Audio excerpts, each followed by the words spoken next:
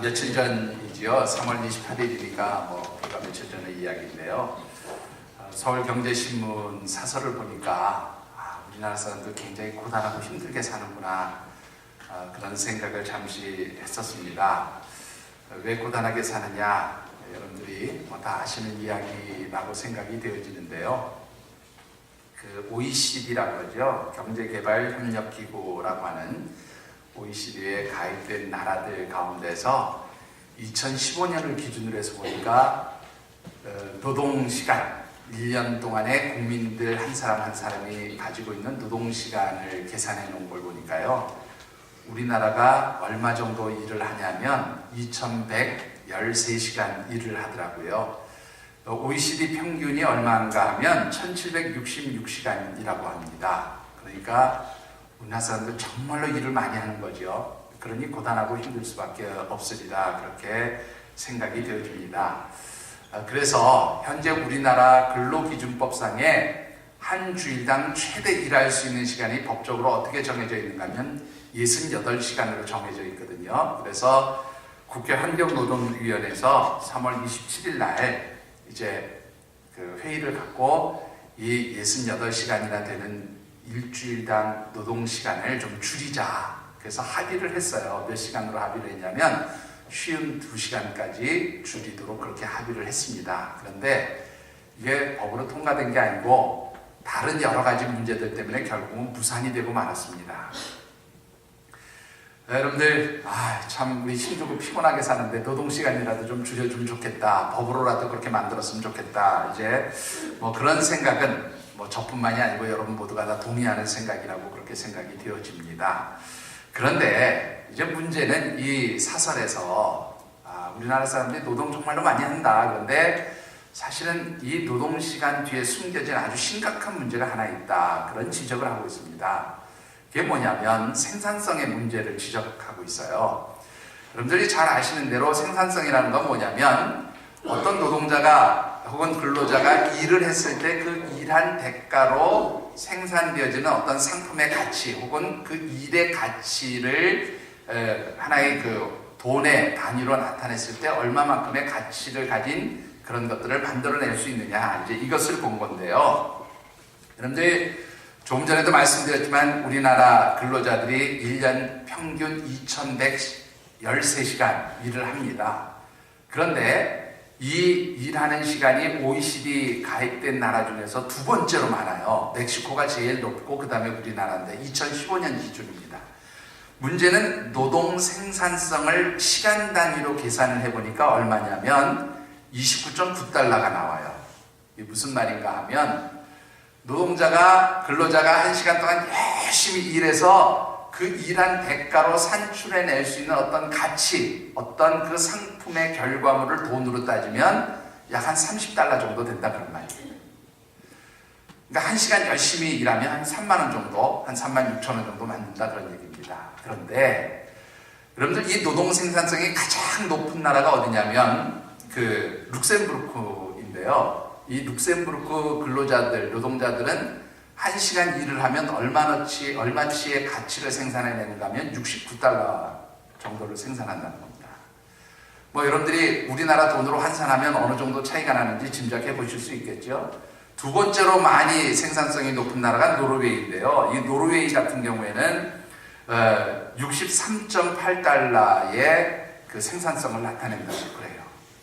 이렇게 제가 말씀을 드리면 그 나라마다 환경과 상황이 다 다른데 우리나라 근로자들이 그러면 일을 안 한다는 얘기냐, 그건 아니지 않느냐, 그렇게 주장하실 수도 있습니다. 자, 그런데 그 OECD에서요 3월 7일인가 재미있는 연구를 하나 발표했는데 뭐냐면 한국의 구조개혁 평가 보고서라는 그 보고서를 하나 냈어요. 여기서도 우리나라의 그 노동 생산성에 관한 문제들을 좀 지적을 했는데 거기 내용을 보니까 이렇습니다. 우리나라 현대자동차를 예로 들었어요.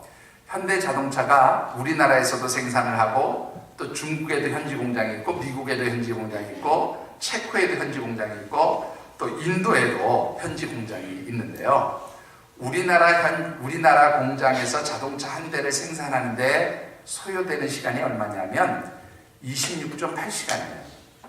제가 이걸 분단위까지 환산을 해보니까 뭐냐면 26시간 48분 정도가 걸려야 자동차 한 대를 생산한다는 겁니다. 그러면 미국 현지에 있는 현대 자동차가 자동차 한 대를 생산하는 시간은 얼마가 걸리는가 하면 14.7시간이에요. 14시간 40분이면 자동차 한 대가 나온답니다. 똑같은 현대 자동차 공장에서 얘기해요. 중국 사람들 여러분들 게으르다고 뭐 많이 얘기하잖아요. 중국 현지 법인에서 만드는 현대 자동차가 1시간당 얼마 생산을 하냐면 17.7시간이에요. 17시간 40분마다 차가 한 대씩 나온다는 겁니다. 체코 같은 경우에는 현지 공장에서 15.3시간, 15시간 18분 만에 한 대씩 차가 나온다는 거죠. 그런데 우리하고 좀 비슷하게 느리게 이 생산을 한다는 인도마저도 20.7시간입니다. 20시간 40분마다 차 한 대씩 만든다는 거예요. 그러니까 우리나라 근로자들의 생산성이 너무너무 많이 떨어진다. 이런 사항들을 좀 지적하면서 한국 경제가 이거 극복하지 않으면, 이거 변하지 않으면 굉장히 심각해질 거다. 그런 지적을 하고 있습니다. 그런데 왜 이렇게 우리나라 근로자들이, 노동자들이 일하는 게 생산성이 떨어지느냐는 거죠. 문제는 우리나라 사람들이 일을 못해서, 기술이 없어서, 능력이 없어서 그러냐라는 겁니다. 뭐 그렇다면 이 문제는 뭐 기술을 좀 더 습득하고 일을 좀 잘할 수 있도록 능력을 키우면 되는데, 문제는 전혀 그것과는 무관하다는 것이 이 분석의 결과예요. 이유는 딱 한 가지입니다. 우리나라 근로자들이 일을 하는 동안에, 공적으로 회사에 일을 하거나 자기가 고용된 직장에서 일을 하는 동안에 회사의 일이 아니라 자기 개인적인 일들을 하는 시간이 약 25%를 차지한다는 겁니다. 그런데 하루 근무 시간이 8시간이면 어떻습니까? 25% 4분의 1이잖아요. 그러면 2시간은 자기 일을 한다는 거예요. 물론 제가 이렇게 여기 말씀을 드리면 열심히 회사에 가서 일하시는 분들 화가 나실지도 모르겠습니다. 나는 안 그러는데 왜 그걸 다 싸잡아서 그렇게 얘기하느냐, 그렇게 얘기하실 수도 있는데, 물론 직장도 사람마다 다 환경과 상황이 다르니까 이것을 통틀어서 얘기할 수는 없고, 이것은 우리나라 전체 근로자들의 평균을 이야기하고 있는 것이니까 여러분들이 혹시 나는 안 그런데 그렇게 속상해하지는 마시기 바랍니다. 분석을 보니까 그렇게 돼 있더라고요. 한국인들이 일할 시간에 커피 마시고 담배 피우는 시간이 거의 1시간 정도 차지한대요. 그리고 또 뭐 무슨 이야기 하다 보면 또 하고 컴퓨터, 특히 셀러리맨 같은 경우에 근무 시간에 주식 투자하느라고 컴퓨터 하는 경우도 굉장히 많다. 그렇게 이제 좀 분석을 하고 있습니다. 자, 결과적으로는 무슨 얘기인가 하면, 한국 사람들이 일하는 방식과 쉬는 방식을 바꾸지 않으면 이 사회에 심각한 문제가 발생할 것이다. 이것이 결과적으로 지적되어 있는 보고서예요.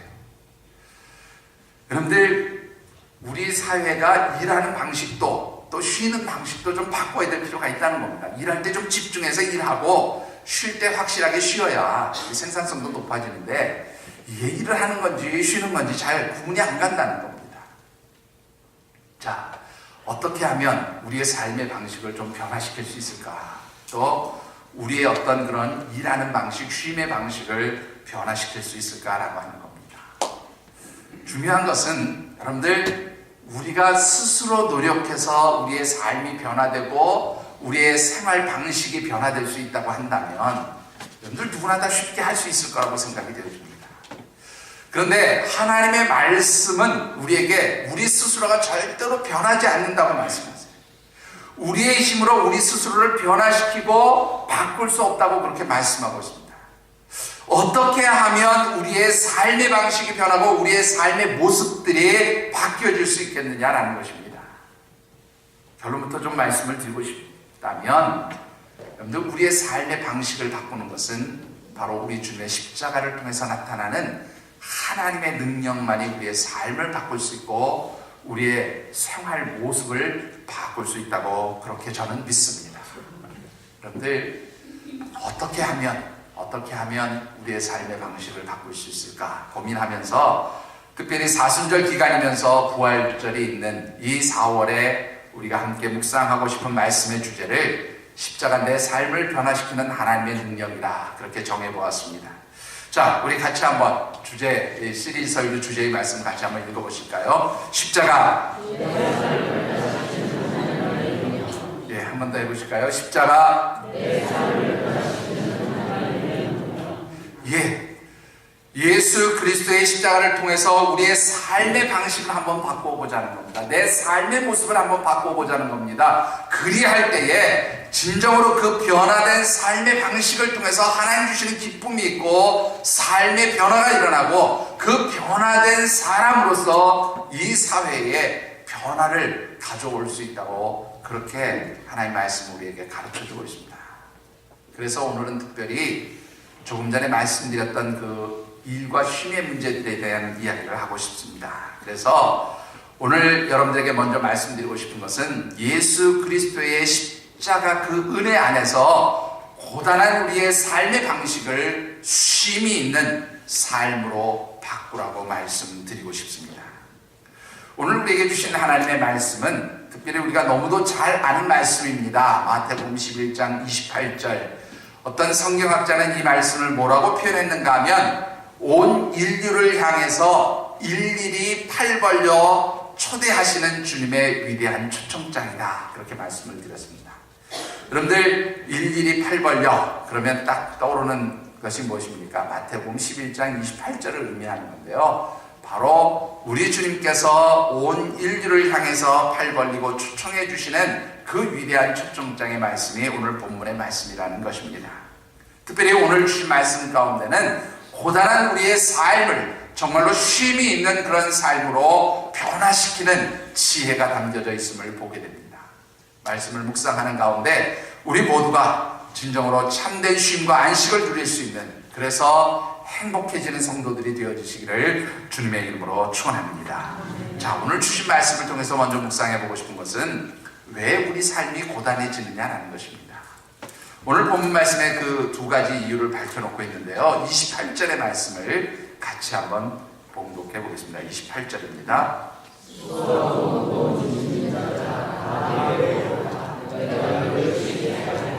자, 여기 보시면 두 가지 우리를 고단하게 만드는 게 있어요. 여러분들 무엇과 무엇이라고 말씀하고 있습니까? 수고하고 무거운 짐이 우리를 고단하게 만든다. 이렇게 성경은 기록하고 있습니다. 근데 이 수고하다라는 말은요, 원문의 뜻을 쭉 풀어보니까 원문의 뜻을 그대로 해석하면 어떤 뜻인가 하면 사람들이 너무너무 많은 일을 해가지고요, 완전히 피곤해, 제가 표현을 이렇게 해서 죄송합니다. 피곤에 쪄드는 상태, 피곤에 찌드는 상태, 완전히 피곤에 그 지쳐있는 상태를 오늘 수고하다라는 말로 표현하고 있어요. 자, 그런데 여러분들 너무너무 일을 많이 해서 완전히 피곤에 지쳐있고 그야말로 힘이 하나도 없는 그러한 상태인데 문제는 누가 그렇게 피곤하게 일하도록 만들었냐는 거예요. 누가 그랬을까요? 네? 누가 그렇게 피곤하게 일하도록 만들었냐는 겁니다. 잘 모르시겠어요? 여러분들 열심히 일하십니까? 예? 일 안 하세요, 여러분들은? 김정숙 집사님 열심히 일하십니까? 예, 누가 그렇게 피곤하게 만들어요? 예? 누가요? 하나님이? 사장님이? 사장님이 나를 이렇게 피곤하게 일하도록 만든다. 이 성경 원문의 뜻을 보니까요, 뭐라고 했냐면 자기 스스로가 그렇게 만들었다, 그렇게 표현하고 있어요. 자기 스스로가 그냥 일을 막 만들어내는 거예요. 일을 너무너무 많이 만들어내가지고 자기 스스로가 일 때문에 지쳐있는 거예요. 일 때문에 힘들어 있는 거예요. 일 때문에 피곤에 쪄들어 있는 상태를 오늘 수고하다, 그렇게 말하고 있어요. 자, 그런가 하면 무거운 짐을 졌다, 그렇게 표현을 하는데요. 이 무거운 짐을 졌다는 건 말 그대로 여러 가지 뭐 근심하는 짐, 걱정하는 짐 등등등 많은 짐들을 내가 짊어지고 있는 상태를 의미하는데요. 자, 이거는 누가 그렇게 짊어지게 만들었을까요?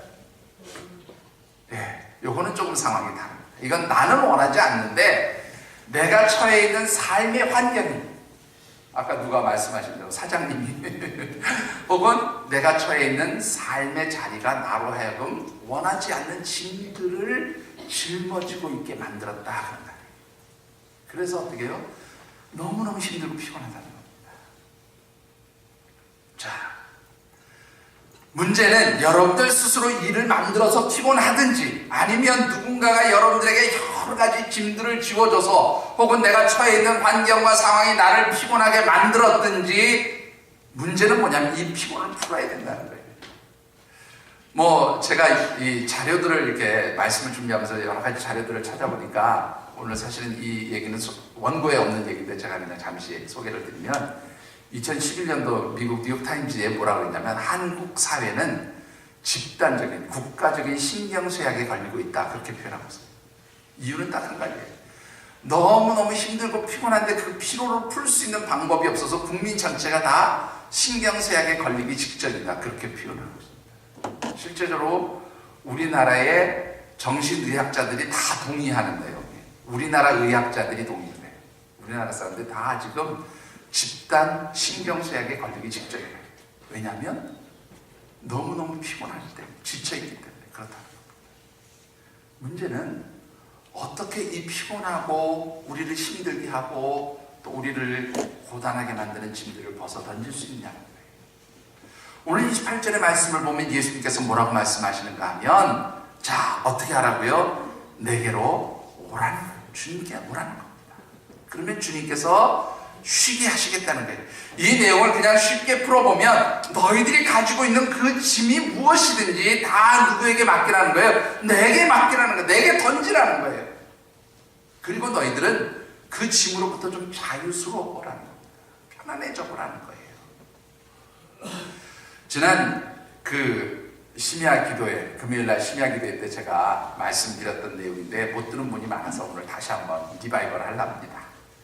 그런데 올해가 마틴 루터가 종교개혁을 일으킨 500주년이 되는 해입니다. 그래서 저희 후배 목사 하나가 최근에 독일을 좀 방문을 했는데 독일에 가니까 독일 사람들도 종교개혁을 잘 모르고 있는데 한국 사람들이 종교개혁 기념해라고 너무 많이 와서 숙소가 없다고 웃으면서 그런 얘기하는 것도 들었습니다만 하여튼 이 마틴 루터가 종교개혁을 하다 보니까 여러 가지 외부로부터 오는 그 핍박 또 여러 가지 힘들고 어려운 환경들이 생기다 보니까요 굉장히 고단하고 힘들었던 날들이 여러 번 있었던 것 같아요. 그런데 그 어느 날인지 모르지만 그날도 대단히 힘들고 피곤하고 어려웠던 모양입니다. 그날 밤 루터가 하나님 앞에 이렇게 기도하고 잠이 들었어요.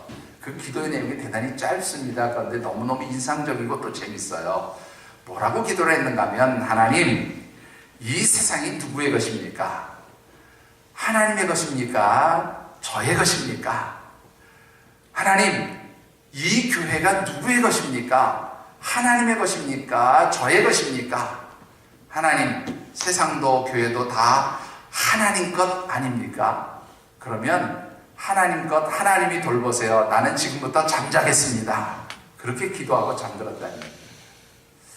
여러분들 어떻게 생각하십니까? 여러분들이 가지고 있는 그 모든 짐들이 사실은 누구의 것이에요? 하나님께서 내가 맡아주겠다고, 우리 주님께서 내가 책임져 주겠다고, 그 짐들 내가 대신 져주겠다고 여러분들을 초대하십니다.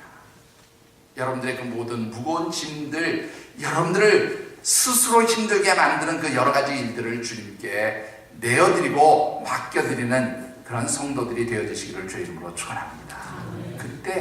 그때 참된 쉼을 누리게 된다는 거예요.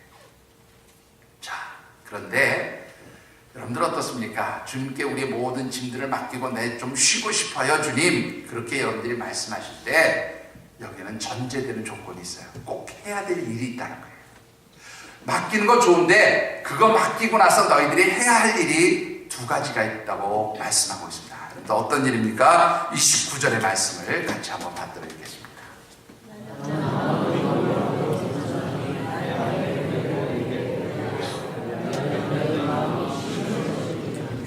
자, 이 말씀 가운데 굉장히 중요한 두 개의 단어가 나오는데요. 하나는 뭐냐면 나의 멍에를 메라 라는 말씀과 내게 배우라 하는 말씀입니다. 이 두 가지를 해야 된다는 겁니다. 근데 여러분들 배우다라는 말을 먼저 이제 좀 생각해 보면 이 내게 배우라 이 말을 원문에 보면 뭐라고 되어 있는가 하면 마테테 아포에무 그렇게 되어 있어요. 마테테 아포에무. 이 마테테라고 하는 말은 마테테스라고 하는 단어인데요. 뭐냐면 제자라는 단어에서 나온 거예요. 그러니까 내게 배우라 이 말은 너희가 나의 제자가 되어라 그런 뜻입니다. 예수님의 제자가 되라는 거예요. 여러분들 예수님의 제자가 어떻게 될 수 있습니까? 오늘 제가 미리 말씀을 못 띄웠는데 누가복음 14장 27절의 말씀을 보면 이렇게 기록하고 있어요. 누구든지 자기 십자가를 지고 나를 따르지 않는 자도 능히 내 제자가 되지 못하리라. 무슨 말입니까? 예수님의 제자가 되려면, 예수님께 배우기 위해서 예수님의 제자가 되려면 무엇을 짊어지라고요? 자기의 십자가를 지고 예수님을 쫓으라 그렇게 말씀하고 있어요. 자, 여러분들 자기의 십자가를 지고 예수님을 따르는 삶이 바로 뭐예요? 예수님께 배우는 삶이에요. 그게 제자의 삶이라는 겁니다. 자, 그런가 하면 멍에를 내라고 말씀합니다. 이 멍에를 매다는 말은 조금 뒤에 좀 자세히 설명드리려고 하는데요. 여러분들 이 멍에를 맨다는 건 말 그대로 뭐예요? 짐을 지라는 거예요. 그런데 조금 전에 말씀드렸던 그 제자의 삶과 연결을 시켜 생각해보면 멍에를 맨다는 것은 다른 말로 표현하는 거예요. 예수님께서 주시는 십자가를 지라 그런 말입니다. 정리해보면 너희들이 세상을 살면서 여러 가지 너희들 스스로 만든 일들로 인해서 혹은 내가 가지고 있는 삶의 환경과 자리를 통해서 너에게 원하지 않게 주어진 여러 가지 근심과 염려와 힘들어하는 짐들을 짊어지고 있느냐, 그거는 누구에게 내놓으라는 거예요? 주님께 내놓으라는 게 맡기라는 거예요. 그리고 너는 내가 주는 십자가 지고 나를 따라와라 그렇게 말씀하는 겁니다. 제가 이렇게 얘기하니까 좀 심각하게 고민을 하시는 분도 계실지 모르겠습니다. 아니, 그렇지 않아도 힘들어 죽겠는데, 일이 많고 생각할 것도 많고 짐도 많아서 죽겠는데, 아니 거기다가 십자가까지 지라고요? 말도 안 됩니다. 이게 무슨 말이 안 되는 소리를 그렇게 목사님 아주 쉽게 하십니까? 라고 그렇게 표현하실지도 모르겠습니다. 그런데 여러분들 분명한 것은 여러분들이 참된 쉼과 안식을 누리기 위해서는 반드시 주님의 십자가를 져야 한다는 겁니다. 왜 그렇습니까? 여러분들 성경에서 말이죠, 수고하다라는 단어가 제일 먼저 등장한 곳이 어딘지 아십니까? 여러분들? 아십니까? 창세기 3장에 나와요. 창세기 3장에 보면 아담과 하와가 사단의 꼬임, 뱀의 꼬임을 받아서 하나님 먹지 말라고 하는 선악을 알게 하는 나무의 열매를 먹고 이제 하나님 책망을 받으면서 벌을 받는 장면이 기록되어 있습니다.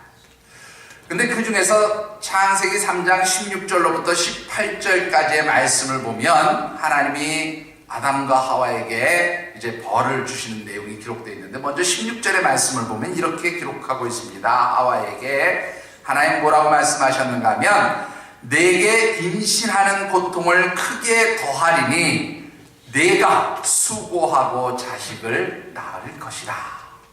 이게 최초로 등장한 수고라는 단어예요. 그러니까 이 하와가 자식을 낳는 수고를 하게 된 이유가 뭐 때문이에요? 선악을 알게 하는 나무의 열매를 따먹은 그 죄로 인해서 수고를 해야 된다 그런 말입니다. 역시 17절의 말씀을 보면 뭐라고 했는가 하면 하나님께서 아담에게 말씀하시는 내용이 기록되어 있는데요. 하나님께서 먹지 말라고 한 그 나무의 열매를 먹었은즉 땅은 너로 인하여 저주를 받고 너는 평생에 수고하여야 그 땅의 소산을 먹을 것이다 그렇게 말씀하고 있습니다. 역시 아담에게도 수고해야 먹을 것이다 그렇게 말씀하는데, 그 수고해야 하는 이유가 뭐냐면 결국 자신의 죄악 때문에 그렇다 그런 말이에요. 또 18절의 말씀을 보면 땅이 가시덤불과 엉겅퀴를 낼 것이다. 땅은 우리가 살아가는 삶의 자리를 의미해요. 그 삶의 자리에 가시덤불이 나고 엉겅퀴가 나고 그 환경과 상황들이 힘들어지게 되는 이유가 뭐예요? 결국은 죄 때문이다 그런 말이에요.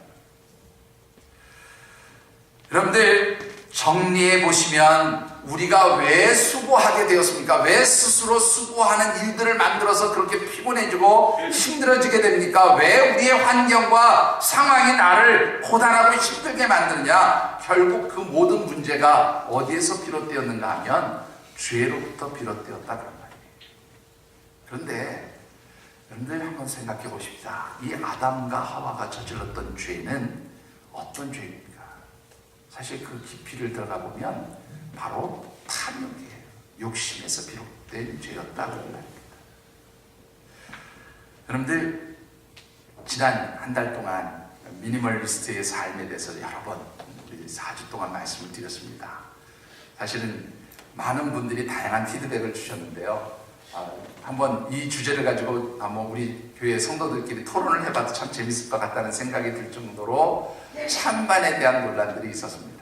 근데 공통적으로 주셨던 얘기들은 정말로 내가 많이 버리고 비워야 할 것들이 있음을 느끼게 된다는 그런 피드백을 많이 주셨어요. 그런데 여러분들 지난주에 그 말씀드렸던 내용을 보시면 왜 내가 버리지 못할까? 내가 왜 집착하고 끌어안고 있을까라는 말씀을 드릴 때 여러분들 뭐라고 말씀드렸습니까? 그 이유가 바로 탐욕이다 그렇게 말씀드렸어요. 결국은 우리가 죄를 짓고 무서운 것들을 짊어지고 있게 된 가장 근본적인 이유는 뭐냐면 우리의 죄 때문이에요. 우리의 욕심 때문이에요. 우리의 탐욕 때문이에요. 그 죄와 욕심으로 짊어지고 있는 여러 가지 무거운 짐들, 정말로 버려야 하지만 버리지 못하고 집착하고 있는 것들을 내려놓고 주님께 맡길 수 있기 위해서는 바로 뭐예요? 그것을 벗어 던지게 만드는 예수 그리스도의 십자가를 짊어지라고 그렇게 말씀하고 있는 것입니다. 여러분들 예수님의 십자가를 지는 것이 여러분들이 끌어안고 있는 그 여러 가지 일들, 근심의 짐들보다 더 쉽고 가볍다고 오늘 말씀하고 있습니다. 30절을 같이 한번 받들어 읽겠습니다. 30절입니다. 여러분들 이 말씀 보시면 예수님께서 주시는 멍에 곧 예수님의 십자가는 쉽고 가볍대요. 왜 쉽고 가볍습니까? 이 해답은 바로 멍에라는 단어에서 찾아볼 수가 있어요. 여러분들 이 멍에는 잘 아시는 대로 소에게 씌우는 일종의 일을 시키게 씌우는 굴레와 같은 것이죠. 근데 여러분들 우리나라의 멍에와는 다르게 이스라엘 농부들이 소를 멍에를 매게 할 때는 T자형의 멍에를 씁니다. 이 말은 무슨 말인가 하면 두 마리의 소를 함께 멍에를 짊어지도록 그렇게 하고 있어요. 그런데 어떤 소들을 짝을 지어서 멍에를 끌게 하는가 하면 어미소와 그 어미가 낳은 새끼소 곧 송아지를 같이 멍에를 매게 합니다. 이유는 딱 한 가지예요. 이 새끼소가 여러분들 훈련되지 않으면 이 멍에를 매는 법을 배우지 못하면 보통 6개월이 지나면 이 소를 길들일 수가 없대요. 그래서 이 소를 길들이기 위해서는 6개월 안에 이 소를 길들여야 되는데 그러기 위해서 이 어미소하고 같이 멍에를 매게 한다는 겁니다. 그래서 이 T자형의 멍에를 매고 소에게 이제 밭도 갈게 하고 일을 시키는데 그것을 통해서 주인에게 복종하는 방법도 배우고 어미가 일하는 것을 보면서 어떻게 일을 해야 되는지를 배우게 된다는 거예요. 그래서 이 송아지에게 새끼소에게 어미소와 함께 멍에를 매게 하는데 그래서 자세히 살펴보면 이 새끼소에게 실제적으로 멍에를 짊어지게 하지만 그 힘, 그 멍에로부터 부과되어지는 그 모든 무게와 하중은 다 누가 짊어지고 있는가 하면 어미소가 짊어지고 있다. 새끼소는 뭐 하고 있어요? 그냥 멍에를 짊어진 것처럼 흉내만 내고 있을 뿐이다 그런 얘기예요. 오늘 본문의 말씀이 바로 그런 의미라고 하는 것이지요. 예수님께서 여러분들에게 내 십자가를 지라 내 멍에를 매라고 얘기했을 때 여러분들 혼자에게 그 모든 짐들을 그 모든 십자가를 짊어지라는 게 아니고요. 예수님이 함께 짊어져 주시는데 그 모든 십자가의 무게와 하중은 실제로 누가 짊어지신다는 거예요? 주님께서 짊어지신다는 거예요. 예수님께서 짊어지신다는 거예요. 그러니까 너는 어떻게 하라고요? 십자가 짊어진 것처럼 흉내만 내면서 따라오라는 겁니다. 그것을 그저 따라오기만 하면 그 십자가의 길을 따라오기만 하면 십자가 짊어진 것처럼 흉내만 내면 그 다음에 어떻게 해요? 주님께서 너에게, 우리에게 참된 쉼과 안식을 주시겠다고 말씀하고 있는 겁니다. 여러분들, 이 주님이 주시는 십자가, 곧 멍에를 짊어지기 위해서 배워야 할 것이 한 가지 있어요. 본문에 보면 뭐라고 말씀하고 있냐면, 나는 마음이 온유하고 겸손하니, 그렇게 말씀합니다. 이 십자가를 짊어지기 위해서는 온유하고 겸손한 예수님의 성품을 배워야 된다는 거예요. 왜 온유하고 겸손한 성품을 배워야 하느냐? 여러분들, 성경학자들은 이 부분을 이렇게 말씀하고, 주의하고 있어요. 해석하고 있어요. 온유함과 겸손함은 종의 성품이래요. 낮아짐의 성품이라는 겁니다. 그런데 종이 말이죠, 주인이 일을 시켰는데 제가 이 일을 왜 합니까? 화를 내고 분노하면 어떻게 해요? 딱 주어질 건 한 가지밖에 없을 거예요. 그죠? 뭡니까? 맞는 거고, 그래도 계속 주인의 말에 화를 내면 그 다음에 어떻게 해요? 맞다가 잘못하면 죽겠죠. 종은 주인이 명령하면 어떻게 해요? 그냥 너그러움으로, 친절함으로 순종하는 거예요. 이게 바로 뭐냐면 온유함이다. 그리고 겸손은 뭡니까? 낮아짐이죠. 그러니까 예수님이 십자가를 짊어지시고 낮아지시고 그 십자가에서 종의 형체를 보여주신 것은 바로 예수님의 그 성품, 온유함과 겸손함이 있었기 때문에 가능해졌다는 거예요. 그러니까 예수님처럼 그런 십자가의 길을 가려면, 예수님처럼 그렇게 종의 형체를 빚어서 정말로 낮아지고 섬기는 그런 삶을 살기를 원한다면 예수님께 무엇을 배우라는 거예요? 온유함을 배우라는 거예요. 겸손하게 낮아짐을 배우라는 겁니다. 그렇게 온유하고 겸손하게 낮아짐으로 예수님처럼 섬김의 삶을 살 때에 그것이 바로 주님이 주시는 멍에를 짊어지고 가는 삶이고 십자가를 짊어지고 가는 삶이 되어진다, 그렇게 말씀하고 있습니다. 사랑하는 성도 여러분, 우리 주님을 묵상하고 깊이 생각해보는 사순절의 절기입니다. 이 절기에 특별히 여러분들의 그 주님의 성품, 온유하고 겸손한 그 모습을 배우고 닮아갈 수 있게 되기를 주의 이름으로 축원합니다.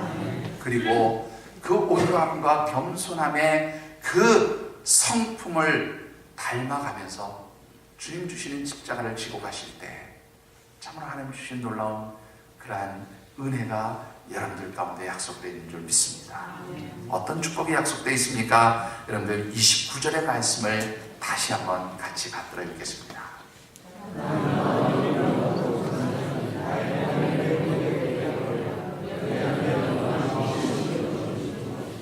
자, 말씀 보니까 쉼을 얻으리라 그랬어요. 이 얘기는 뭐예요? 자, 우리 지금 다 주님께 맡겼어요. 내가 근심하고 염려하는 일들, 내가 걱정하는 일들 다 하나님께 맡겼습니다. 그리고 주님 주시는 십자가 내가 짊어지고 예수님처럼 온유하고 겸손하게 그 사명 감당하겠습니다. 그렇게 하면 하나님께서 쉼을 주시겠다는 거예요. 그런데 이 문장만 보면 그렇게 해야만 하나님이 쉼을 주시는 것처럼 되어 있어요. 그런데 여러분들, 이 얻다라는 말이 원문에 보면 아주 재미있는 표현입니다. 무슨 뜻인가 하면 발견하다, 그런 뜻이에요. 발견했다는 건 없던 게 생긴 겁니까? 아니면 있는 거를 뒤늦게 발견한 거, 찾은 겁니까? 어떤 거예요? 이미 하나님 주셨다는 거예요. 그런데 그 이미 주신, 하나님이 주신 그 쉼, 그 안식을 어떨 때 발견할 수 있어요? 바로 뭡니까? 여러분들이 헌신할 때, 여러분들이 예수님의 온유하고 겸손함을 배우면서 그 십자가를 지고 주님이 맡겨주신 멍에를 메고 나갈 때 바로 거기에서 진정한 안식과 쉼이 있다는 거예요. 그런데 더 재미있는 것은요, 성경에 보면 이 안식과 쉼은 무엇과 똑같은 단어를 사용하는가 하면 구원받다라는 단어하고 똑같은 단어를 씁니다.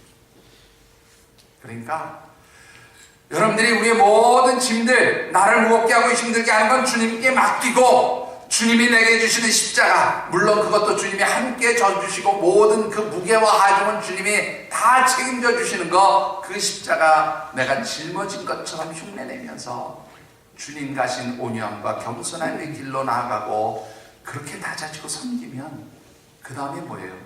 이미 너에게 주셨던 그 쉼과 안식을 내가 이제 어떻게 해요? 찾게 될 거라는 거예요.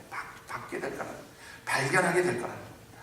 그래서 참된 쉼과 안식을 누리게 되어진다고 말씀하고 있습니다. 말씀을 맺고 싶습니다. 스콧 해밀턴이라고 하는 분이 있어요. 이분은 미국의 유명한 피겨 스케이팅 선수였습니다. 근데 이분의 삶이 참 고단했던 삶이었음을 보여주는데, 이분이 쓴 책에 나오는 이야기입니다. 스콧 해밀턴의 행복을 위한 8가지 기본기, 그런 제목의 책이 있어요. 이분은 태어난 지 6개월 만에 부모로부터 버림을 받고요. 이제 양부모에게 입양이 되어집니다. 그런데 2살 때 원인을 알 수 없는 그런 질병을 앓게 되는데, 여기저기 병원을 다니면서 그 병의 원인을 알고 치료해 보려고 하지만 고침을 받지 못하게 됩니다. 그러다가 6살 때인가요? 이제 피겨스케이팅을 처음으로 알게 되고 운동을 하면서 그 병이 고쳐졌다고 그래요. 그 이후로 이 스콧 해밀턴은 1981년도부터 1984년까지 전 미 남자 피겨스케이팅 싱글 부문에서 항상 1등을 하는 그런 선수가 되었고요. 또 1984년 솔트레이크인가요? 미국에 있었던 동계올림픽에서 역시 마찬가지로 금메달을 차지했던 그런 아주 뛰어난 선수이기도 합니다. 그리고 이제 2000년도부터는 1997년도인가요? 제가 보니까 92년도부터거든요. 92년도부터는 이제 동계올림픽 때마다 피겨스케이팅에 대한 해설자로 그렇게 이제 활동하기도 하고 2010년까지 그런 일들을 했던 분입니다. 근데 이분이 그 1997년도에 고환암 3기로 사실은 사형 선고를 받아요. 근데 그것을 이겨냅니다. 그런가 하면 또 2004년에는 뇌종양과 뇌하수체 암에 걸려서 죽을 고비를 넘기는데 그것도 이겨냅니다. 또 2010년에는 뇌종양이 재발해서 아주 생명의 위기를 겪게 되는데 그 다 이겨내고 지금 현재는 암 환자들에게 도움을 주는 그런 단체에서 활동을 하고 있습니다. 이분이 그 쓴 책 이름이죠. 그러니까 조금 전에 말씀드렸던 스콧 해밀턴의 행복을 위한 8가지 기본기. 이 8가지 기본기라는 게 어디서 나온 거냐면, 보통 그 피겨스케이팅 선수들이 그 경기를 할 때 팔자를 많이 그리잖아요. 거기에서 나온 그 팔자에서 8가지 기본기를 이야기하고 있습니다. 그런데 첫 번째가 뭐냐면, 쓰러진 자리에서 일어나서 다시 점핑하라는 거예요. 점프하라는 거예요.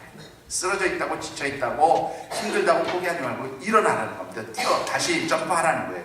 그런데 그 점프의 힘이 어디서부터 나오냐면, 두 번째 비결이 뭐냐면, 전능하신 코치를 믿으라. 그렇게 돼 있어요. 그가 얘기하는 전능하신 코치가 누구냐면 하나님을 믿으라는 거예요. 자기는 그 힘들고 어려운 모든 것들을 전능하신 하나님께 맡기고 하나님이 주시는 말씀으로 코치를 받았기 때문에 이렇게 모든 것들을 이겨내고 내가 정말로 행복한 삶을 살 수 있었다고 고백하고 있습니다. 여러분들 어떻습니까?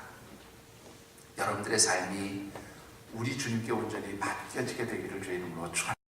그리고 예수님처럼 온유하고 겸손한 그런 성품으로 여러분들에게 짊어주시는 그 십자가 기쁨으로 감당하시게 되기를 바랍니다. 그리할 때에 참된 쉼과 안식과 가벼움을 느낄 수 있게 된다는 거지요. 여러분들, 우리나라 사람들이 자신의 감정을 나타내는 가장 많이 쓰는 단어들이 430개가 있다고 그래요. 그때 특별히 가장 기분이 좋을 때 쓰는 단어, 특히 젊은 아이들이 많이 쓰는 단어이기도 하지만 죽인다, 끝내준다, 황홀하다, 이런 단어를 많이 쓰는데요. 전 국민이 가장 자기가 기분 좋고 또 가장 긍정적인 상태에 있을 때 쓰는 단어가 뭐냐면 홀가분하다라는 단어예요. 그런데 이 홀가분하다는 단어, 어떤 때 쓸 수 있는 단어인지 여러분들 잘 아시죠? 뭔가로부터 자유스러워졌을 때, 편안해졌을 때, 그리고 내가 무거운 것이 없을 때 홀가분하다. 이것이 최고의 나의 상태를 표현합니다.